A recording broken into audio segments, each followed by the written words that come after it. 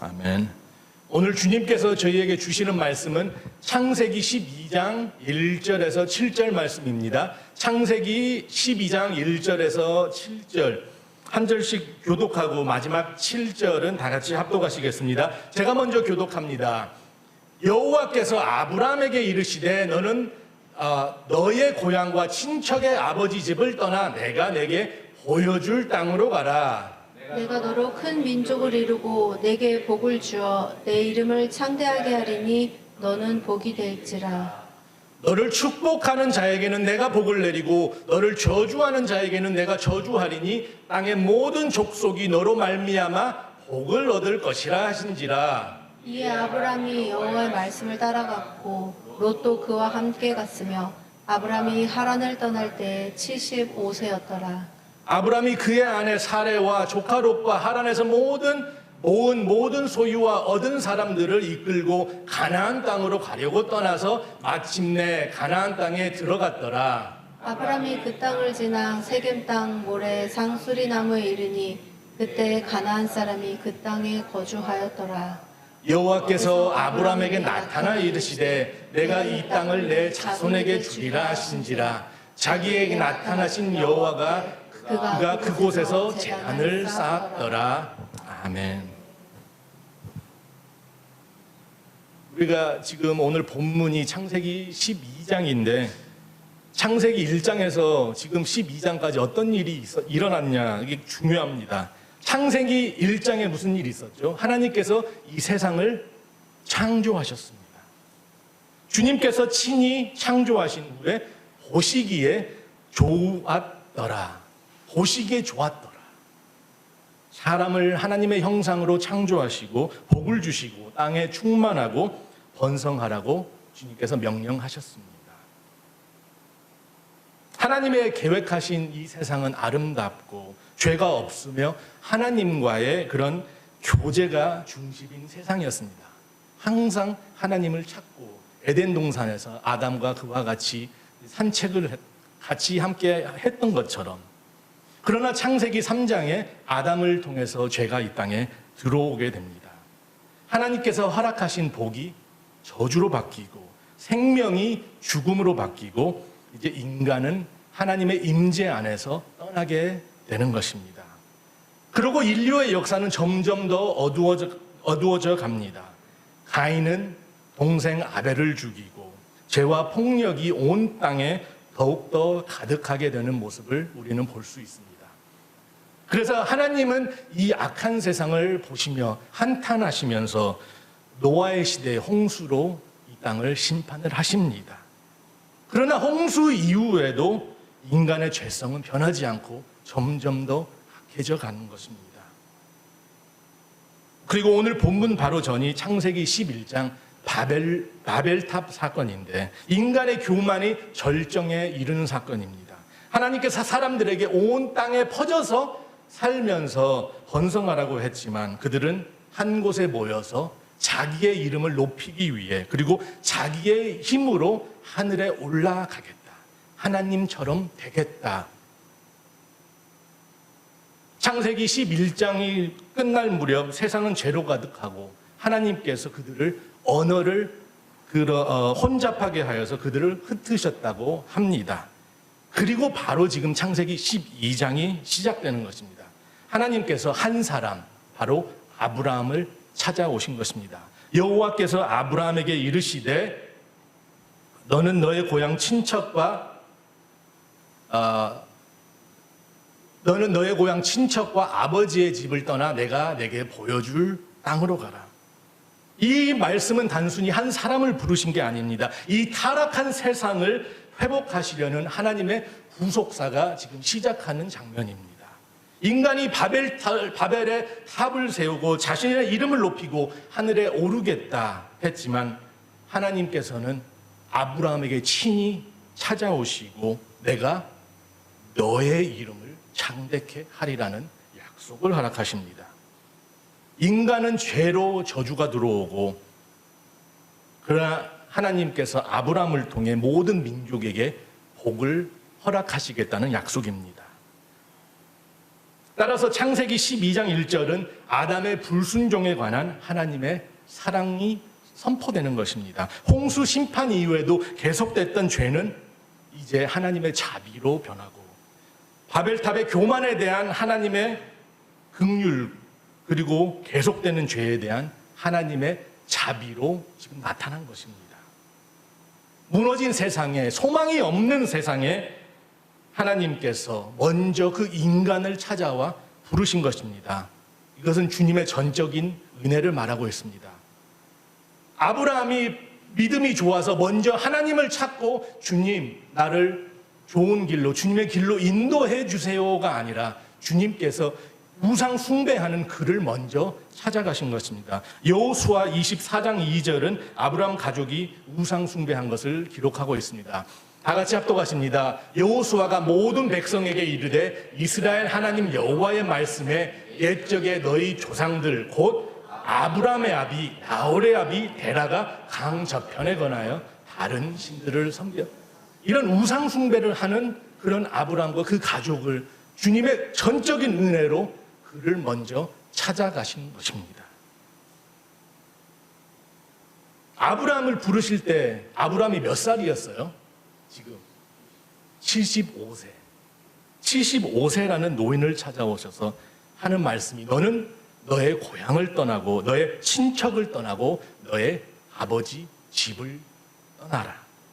조국을 떠나고 친척을 떠나고 가족을 떠나고 너의 삶의 모든 것을 포기하고 떠나라는 것입니다. 어디로 가라? 어디로 가라는 것도 보여주지도 않고 내가 보여줄 미래형, 내가 나중에 보여줄 테니까 그곳으로 떠나라. 모든 것을 포기하고 떠나라.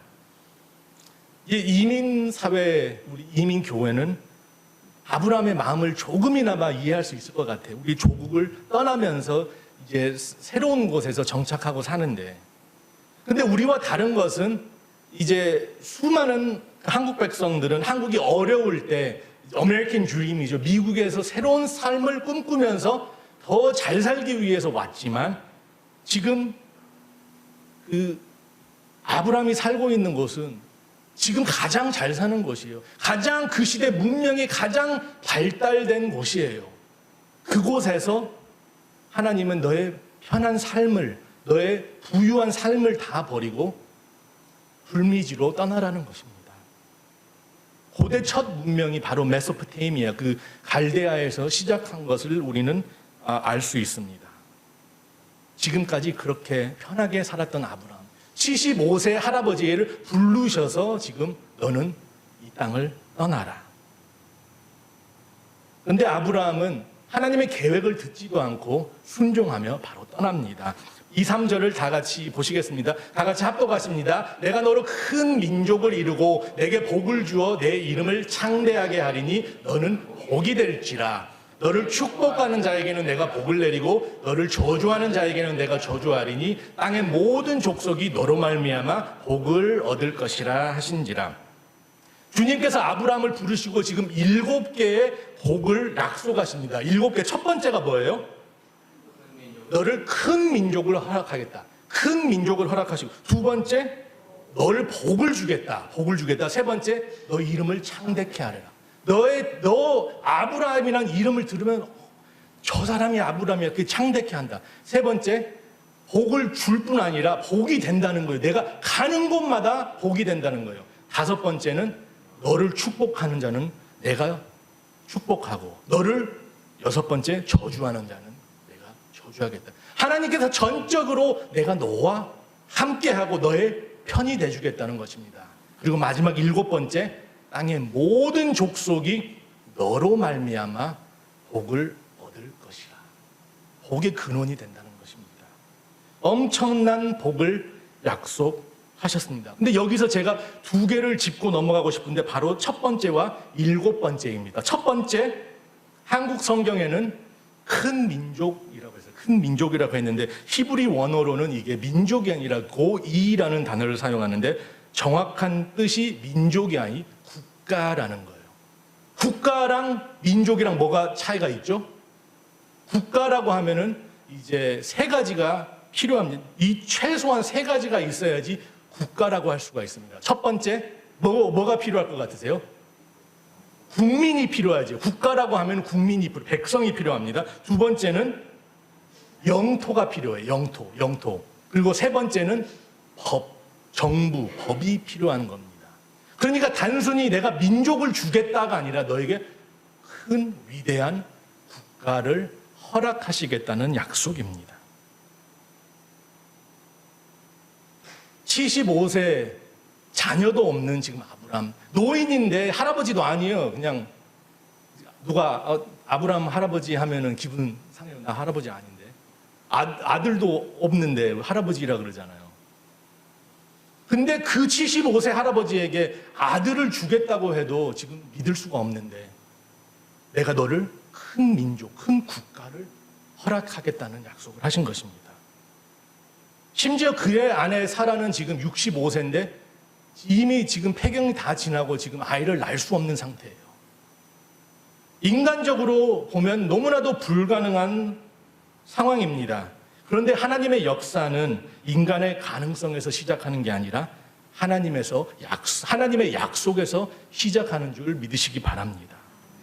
창세기 15장과 17절에 하나님께서 아브라함의 이 언약, 12장에 있는 언약을 더 자세히 말씀해 주시는데 15장에 가나안 땅으로 떠났는데 자식이 없어가지고 너무나 지금 스트레스를 받고 있어요. 그래가지고 하나님께 기도를 이렇게 합니다. 주님, 저는 진짜 아이고 뭐고 없을 것 같아요. 그러니까 나 충성된 종 엘리에셀이라는 종이 있는데 이 종을 내 상속자로 세우면 어떨까요? 그러니까 하나님께서 15장 15절에 그를 이끌고 밖으로 나가 이르시되 하늘을 우러러 무뼈를 셀 수 있나 보라. 또 그에게 이르시되 내 자손이 이와 같으니라. 하나님께서 그 사막 하늘을 아브라함에게 보여주시면서 너 하늘의 별들이 보이니 저 셀 수 없는 별들을 너는 지금 보고 있냐? 너의 자손이 이와 같이 된다는 약속을 하십니다. 아직까지 아들도 없는 아브라함에게 그 별처럼 많은 자손을 허락하신다는 약속을 하십니다.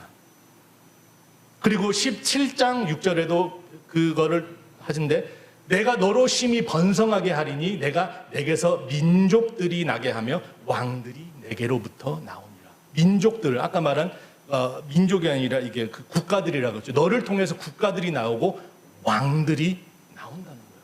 너의 후손이 왕들이 될 것이다. 지금 너는 자식이 하나도 없고 지금 너는 너의 종을 나의 후계자로 삼고 싶어 하는데 나는 이미 너를 선택하였고 너에게 위대한 국가와 왕을 허락할 것이다.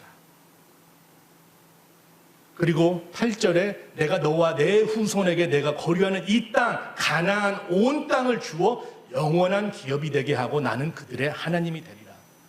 가나안의 온 땅을 주신다는 거예요. 그러니까 하나님께서 영토를 너에게 허락하고 너에게 왕을 허락해 법을 허락한다는 거예요. 그리고 또 국민들, 수많은 셀 수 없는 국민들도 허락하신다는 약속입니다. 그러면서 17장에 아브라함의 이름을 아브람에서 아브라함으로 바꿉니다. 열국의 아버지가 될 것이다. 아까 본문 3절에서 또 7번째가 땅의 모든 족속이 너로 말미암아 복을 얻을 것이라. 지금 어떤 복을 말하고 있어요? 어떤 복이 온 그런 인류의 복입니까?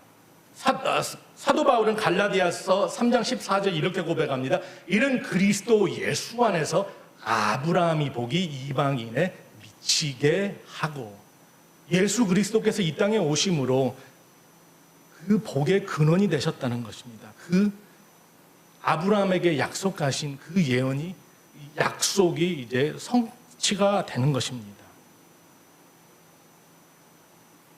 아브라함은 이런 7개의 놀라우신 약속, 주님께서 축복의 약속을 허락받고 바로 이에 아브라함이 여호와의 말씀을 따라갔고, 하나님이 말씀하시니까 그는 바로 떠났다는 거예요. 어딘지도 모르는 그 땅을 내가 보여줄 땅, 그 미래 네가 가기만 해. 그럼 내가 인도할게. 그 보여줄 땅을 갔다는 것입니다. 우리는 하나님의 계획을 알지 못하지만 하나님의 인격을 신뢰하기 때문에 순종하고 주님을 믿을 수 있는 것입니다. 히브리서 11장 8절은 아브라함을 이렇게 기록합니다. 아브라함은 부르심을 받았을 때 순종하여 장래의 유업을 받을 땅에 나아갔으며 갈 바를 알지 못하고 나아갔느니라. 어디를 갈지를 모르면서도 나중에 언젠가는 주님께서 그 약속을 지키실 거야. 그 믿음을 따라서 순종하고 갔다는 것입니다. 믿음은 하나님의 선하심을 신뢰하는 것입니다. 아브라함은 순종하는 마음으로 가나안에 갔습니다.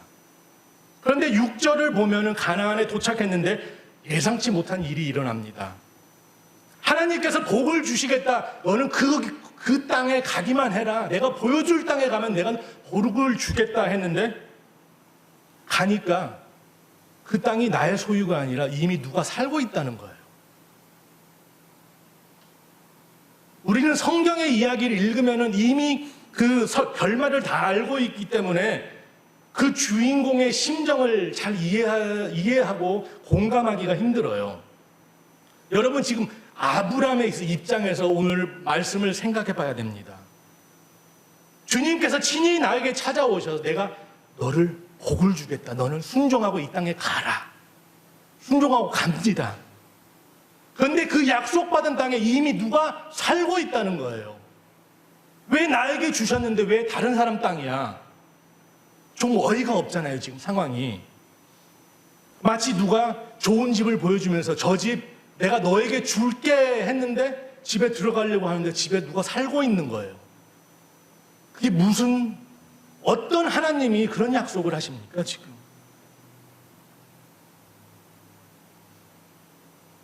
근데 많은 사람들이 우리 예수 그리스도를 영접하면 삶이 그 순간 곧바로 좋아질 것을 기대하고 있습니다. 모든 문제가 해결되고 모든 고난이 사라지고 하나님의 축복이 즉시 그 순간 임하길 원합니다. 그러나 실제로 우리가 신앙생활을 하면은 더욱더 우리 삶이 어려워지는 것을 경험할 때가 있습니다. 예상치 못했던 문제들이 생기고 주님께서 응답하셨는데 오래 기다려도 나를 외면하는 것 같고 주님의 약속이 더디 이루어지는 것 같고 야고보는 1장 2절 4절에서 이렇게 기록을 합니다. 내 형제들아 너희가 여러 가지 시험을 당하거든 온전히 기쁘게 여기라. 이는 너의 믿음이 시련이 인내를 만들어 내는 줄 너희가 알미라. 인내를 온전히 이루라. 이는 너희가 온전하고 구비하여 조금도 부족함이 없게 하려 합니다. 그 순간 일어나지 않아도 주님께서 함께 하시고 인내를 통해서 우리가 온전해진다는 거예요. 우리 믿음이 완성된다는 것입니다. 믿음은 우리의 고난을 없애주는 게 아니라 고난 가운데서 하나님을 의지하고 하나님의 신실하심을 믿게 해준다는 것입니다. 그래서 아브라함은 그 약속의 땅에 도착했지만 그 땅의 주인이 아니었습니다. 집도 없고 아무것도 없습니다. 근데 아브라함의 행동이 더 놀라워요. 7절을 보면 그가 여호와께 대들었다, 투정했다 이러지 않고 여호와께 제단을 쌓고. 아니 주님께서 나 잘 살고 있는데 저 75세 할아버지예요. 잘 살고 있는데 떠나라고 했는데 갔는데 아무것도 없어요. 이런 투정을 하지 않고 거기 가서 제단을 쌓고 주님께 감사하고 예배를 드렸다는 것입니다. 믿음의 사람은 우리 눈앞에 있는 환경을 바라보지 않고 하나님을 먼저 찾아야 할 줄 믿습니다. 참된 믿음은 우리가 얼마나 축복을 받고 내 기도가 얼마나 열매를 맺고 삶에 얼마나 형통한 것인가가 아니고 우리가 범사에 감사하고 쉬지 말고 기도하며 항상 기뻐하며 하나님을 항상 예배하고 있는가. 그게 참된 믿음이라는 것입니다. 아브라함은 땅을 소유하기 전에 가장 먼저 하나님께 제단을 쌓고 예배를 올려드렸습니다. 그리고 몇 살에 아브라함이 애를 낳죠? 아들을. 75세에 그 약속을 받았는데 25년 후인 100세가 돼서 약속하신 아들 이삭을 주님께서 허락하십니다. 너로 큰 국가를 이루겠다 약속하신 지 25년 만에 작은 열매, 아들 하나를 얻은 것입니다.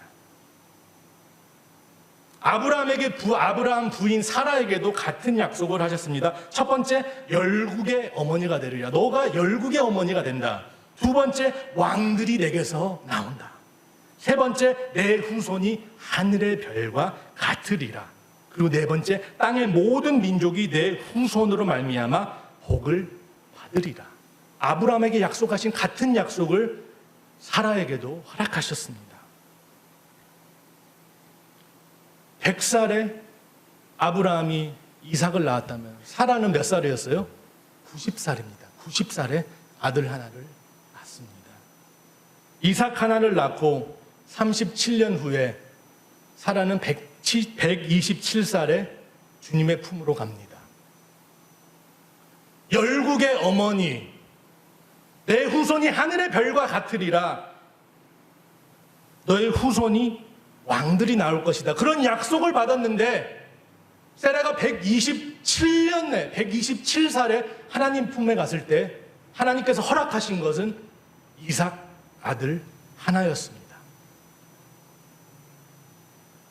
37살짜리 노총각 하나, 아직 장가도 가지도 않았어요. 며느리도 보지 못하고 사라는 하나님 품에 가게 되는 것입니다. 국가는커녕 영토도 없고 위대한 국가 백성을 허락하신다고 했는데 아들 하나만 허락하셨습니다.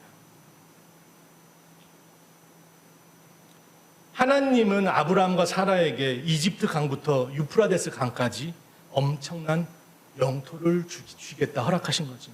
지금으로 말하면 이집트에서 이란 경계까지, 서쪽으로는 이집트, 동쪽으로는 이란 경계까지, 북쪽으로는 터키 경계까지, 그리고 남쪽으로는 사우디아라비아 전체. 그럼 지금 이스라엘보다도 지금 400배 정도가 큰 영토를 하나님께서 허락하셨는데 사라가 죽었을 때 그들이 소유한 땅은 하나도 없었다는 거예요. 그냥 아들 하나, 37살 이삭. 아브라함이 소유한 땅이 하나도 없어서 사라가 죽었을 때 묻을 땅조차도 없었습니다. 그래서 창세기 23장 4절을 보시면 다 같이 합독하십니다.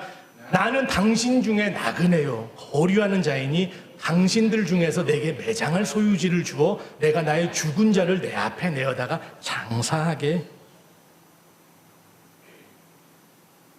지금 와이프가 죽었는데 장지가 없다는 거예요. 무덤 자리도 없다는 거예요. 그래서 지는 해 족속을 찾아가서 땅 좀 나한테 팔아주세요. 이거 하는 거예요. 하나님께서 이 가나안 땅을 내가 너에게 허락해 주겠다. 그 약속을 하신 지 62년이 지났는데 여전히 자신을 나는 나그네요. 나는 거류하는 자요. 나는 외국인이라고 소개합니다. 나 같았으면 당신들 나가. 내가 하나님께서 나 이 땅 허락했으니까 당신들 나가 하면서 큰 소리 치는데 62년이 그 땅에서 나그네로 살면서 나는 아직도 나그네요. 거류하는 자가. 우리 와이프가 죽었는데 그를 묻을 땅조차 없으니 땅 좀 나에게 팔아주세요 라고 지금 하고 있습니다. 아브라함이 유일하게 가나안 땅에서 허락받은 땅이 그 가족의 장지였습니다. 은 400세겔을 주고 그 장지를 산 것입니다. 사라가 죽은 후 아브라함은 38년을 더 삽니다. 75세의 부름을 받고 100년을 살고 175세 하나님 품으로 갑니다.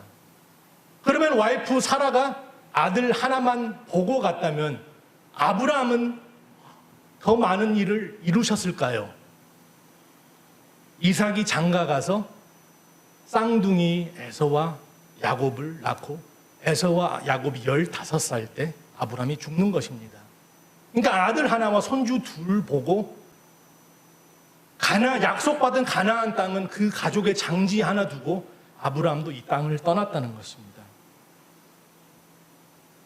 하나님은 위대한 국가를 약속하시고 엄청난 자손들을 약속하셨는데 지금 눈에 보이는 게 아무 열매가 없다는 거예요.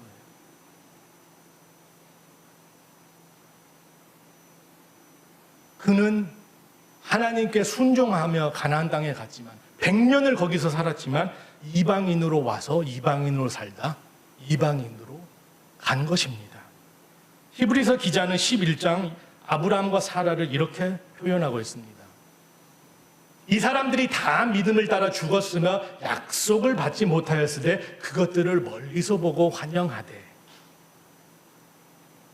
아브라함과 사라는 믿음으로 살 뿐만 아니라 믿음으로 죽었다는 거예요. 순종하면서 살고 그 땅에서 죽었습니다. 하나님의 약속이 다 성취되지 않았지만 죽는 순간까지 하나님의 약속을 붙든 것입니다. 지금 왜 아브라함이 사라의 시체를 가지고 고향으로 가지 않고 가나안에 묻었을까? 그 시대는 죽으면 어떻게 되죠? 그 시체를 조상의 묘가 있는 고향으로 돌아가서 그 가족들이 다 묻히는데 사라를 그곳에 묻고 아브라함도 그것에 묻고 이제 그 이삭 그리고 야곱까지 그곳에서 묻힙니다. 그것은 그들의 믿음의 고백이었어요. 지금은 내가 이 땅을 소유하지 못했지만 내가 죽으면서까지 이 땅을 소유하지 못했지만 언젠가는 하나님께서 이 땅을 우리에게 주실 것이라는 약속을 믿었던 것입니다. 약속의 성취를 보지 못했지만 하나님을 신뢰했다는 것입니다. 하나님의 신실하심을 믿었다는 것입니다.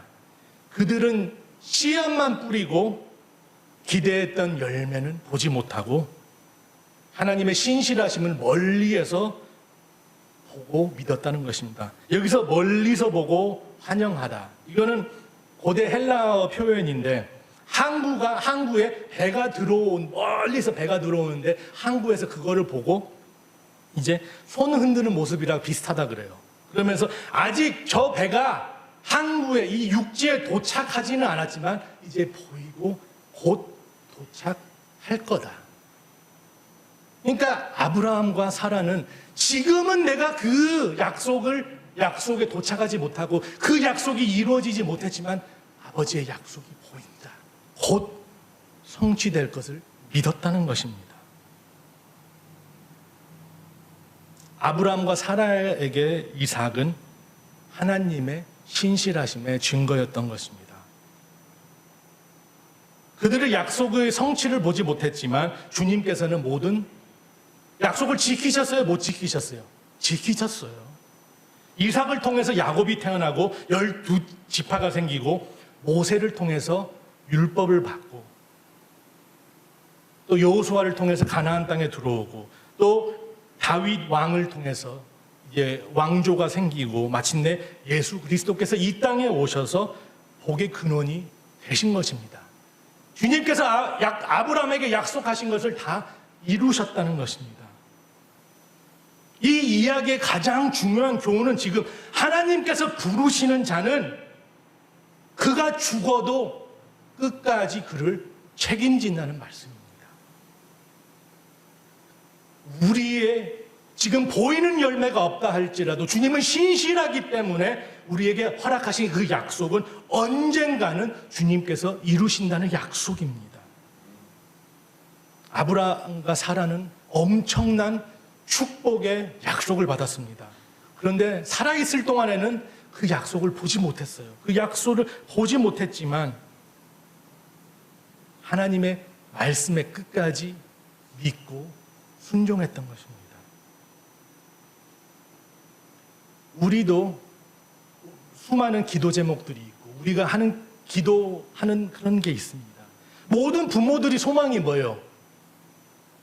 부모가 내가 이 땅을 떠난다면 자식들을 향한 소망이 뭐가 될까요? 저 사람이 우리 자식이 잘 먹고 잘 살았으면 좋겠어? 자녀들이 믿음 생활 잘하는 거 그거 보고 떠나는 게 모든 기독교인 부모들의 소망인 줄 믿습니다. 그리고 모든 목사들의 소망은 성도들이 더 성장하고 우리 교회가 조금이나마 더 부흥하는 게 소망할 것입니다. 그런데 우리도 아브라함과 사라처럼 그런 열매를 보지 못하고 떠날 수도 있다는 것입니다. 그래도 내 자녀가 주님을 영접하지 못하고 내가 떠나갔을지라도 영접했다 할지라도 그렇죠? 주님의 완전한 변화를 보지 못하고 내가 떠나갔다 할지라도 걱정하지 말라는 거예요. 내가 떠났다고 해서 나의 자녀의 끝이 떠난 게 아닙니다. 하나님은 끝까지 자녀들을 통해서 이루시겠다는 것입니다. 우리가 기억해야 되는 것은 내가 우리 자녀들을 사랑한 것 같지만 주님께서 내 자녀를 나보다 훨씬 더 사랑하신다는 것입니다. 내가 우리 교회를 사랑하고 열심히 섬기는 것 같지만 주님께서 주님의 교회를 더 사랑하시고 주님께서 친히 인도하시고 부흥하고 교회를 성장시키신다는 것입니다. 우리는 기도의 응답을 못 보고 떠날 수도 있습니다. 복음의 열매를 못 보고 떠날 수도 있습니다. 근데 오늘 본문이 우리에게 가르쳐 준 건 너희는 낙심할 필요가 없다. 왜? 하나님은 신실하시니까.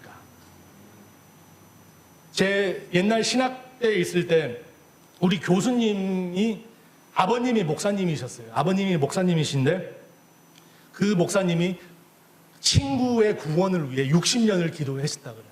매일 60년 동안 하루도 빼지 않고 그 친구의 구원을 위해서 기도했는데 그 목사님께서 돌아가시는데 기도의 열매를 끝까지 보지 못하고 돌아가셨어요.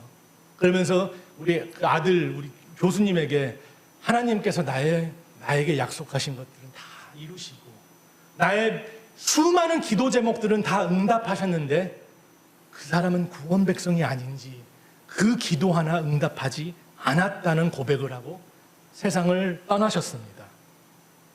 그런데 목사님이 돌아가시는 모습을 본 친구가 돌아가신 후에 주님을 영접하고 구원을 받았다는 것입니다. 그 목사님은 분명히 저 영혼 내가 실패했거나 아니면 저 영혼은 이제 지옥 갈 거야. 내가 떠난다고 해서 그 사람의 끝이 아니라 하나님이 그 사람을 책임지신다는 것입니다. 아브라함과 사라는 죽고 하늘의 별처럼 그런 많은 자손을 약속받았지만 아들 하나, 손주 에서와 야곱 둘만 보고 아브라함은 떠났습니다. 그런데 이삭도 죽고 아브라함도 죽고 다 죽었습니다. 다 죽지만 하나님의 역사는 끝나지 않고 예수님께서 이 땅에 돌아오실 그때까지 그 역사는 계속될 것이고 우리가 이 땅에 없어도 우리가 뿌린 씨는 하나님께서 열매를 맺게 하실 줄 믿습니다. 아브라함이 떠나고 500년 후에 모세를 통해서 이스라엘을 허락하시고 1000년 후에 다윗을 왕을 세우시고 큰 국가의 약속을 성취받았습니다. 1000년이 걸렸다는 거예요. 그리고 아브라함 2000년 후에 예수 그리스도께서 이 땅에 오셔서 모든 백성의 복의 근원이 되신 것입니다. 믿음은 내 눈에 보이는 게 다 아니라 하나님이 다 이루실 거다 믿는 게 믿음인 줄 믿습니다. 이삭은 단순한 상속자가 아니라 하나님께서 약속하시겠다 그 이루시는 그 신실하심을 보여주는 그런 살아있는 주님의 증거인 줄 믿으시기 바랍니다. 다들 기도하겠습니다. 아버지, 오늘 아브라함과 사라의 삶을 통해서 그들에게 많은 약속을 허락하셨지만 그들은 그 약속이 성취되는 것을 보지 못하고 떠났지만 그들이 떠났다고 해서 아버지의 약속이 끝나지 않았습니다. 아버지께서 허락하신 약속은 주님께서 주님 때에 다 허락하셨습니다. 우리가 주님께 하는 기도 제목들 지금 당장 열매 맺지 않는다고 해서 우리 낙심하지 않고 실망하지 않고 아버지 우리 주님의 품에 가는 그 순간까지 주님께 모든 기도 제목을 맡기며 주님께 내어드릴 수 있는 우리가 될 수 있도록 주님 도와주시옵소서. 한 주간 또 주님과 동행하면서 승리하는 우리 될 수 있도록 주님 도와주시옵소서. 감사하며 우리를 구원하신 예수 그리스도 이름으로 기도드렸사옵나이다.